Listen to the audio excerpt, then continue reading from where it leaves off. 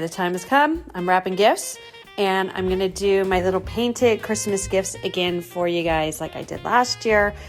I found this on Pinterest last year, and it's actually a Pinterest project that I could do, so I was excited. So all you need is paint. I got white and I got black because I'm doing the black wrap and the brown this year. And I got some paint brushes. I just got Crayola. I just got all that from Target. It was super inexpensive. I put my paint each in a bowl. You could use paper plates or cups, whatever you want to do. And we will start to paint. So what I do is you'll kind of do like you would a ribbon across like this. I'll draw it out with a pencil first so you can kind of see, and then I'll paint it.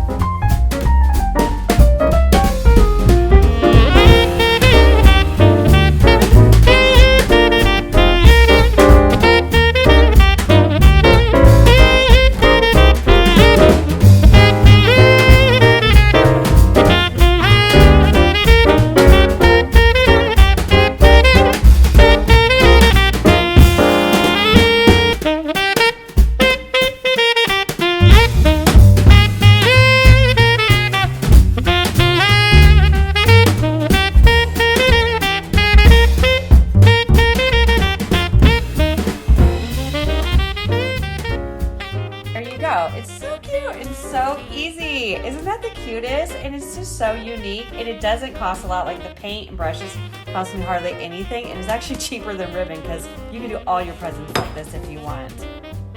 So here's some that I've done. I'm gonna move on to the black. This is my first year doing the black with the white, so I'll try to do in the middle here. And then I was gonna see too if I could write something on them. I'm gonna show you how to do this ribbon. Most of you guys probably already know how to do this, but maybe some don't.